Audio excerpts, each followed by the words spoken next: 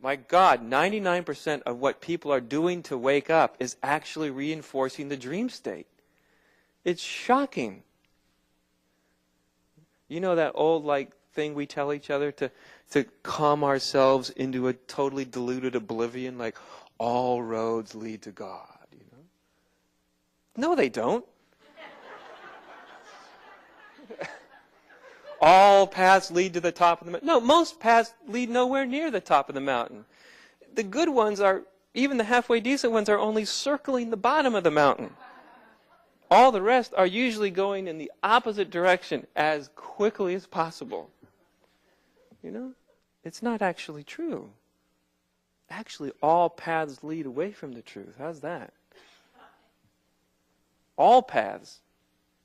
There's no such thing as a path to the truth. The truth's already here. Where are you going? You see?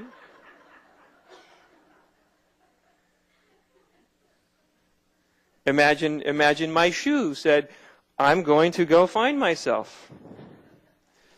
Oh, wise shoe guru. Where do I have to walk to arrive at myself?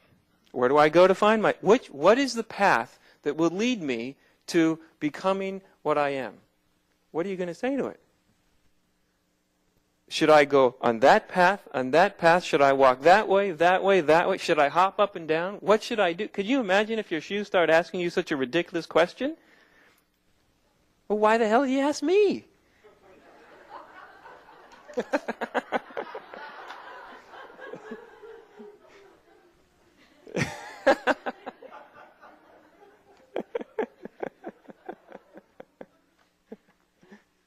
You start to see how all this stuff works?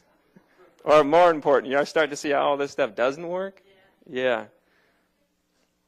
So what would you, well, I know it's a silly example, and I don't mean to insult your intelligence, but what would you say to a shoe that's asking how far it has to walk or in which direction to arrive at being a shoe?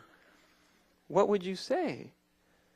You see, if you were one of the deluded shoes, you'd say, there's the path to the true shoe.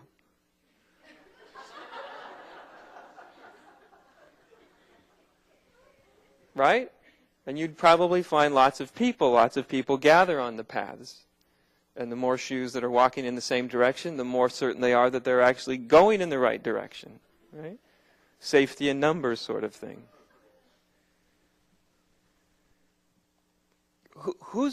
How many shoes are going to pay attention to one little shoe on the side, not on a path at all, just sort of yelling out, what are you all doing?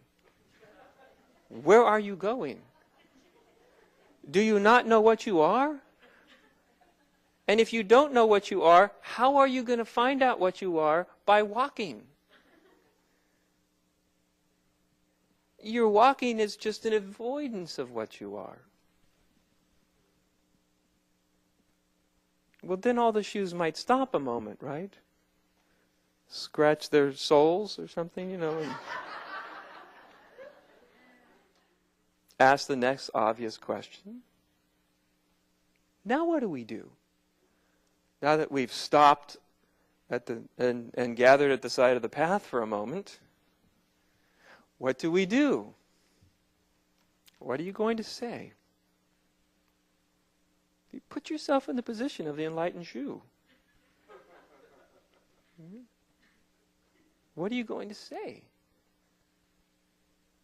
What path are you going to cook up for them? Which direction are you going to tell it to walk? Do you see what I mean?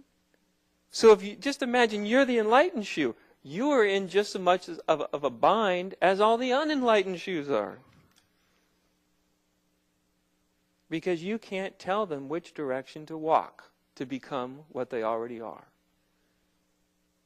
And that's what they want. And that's what they believe in.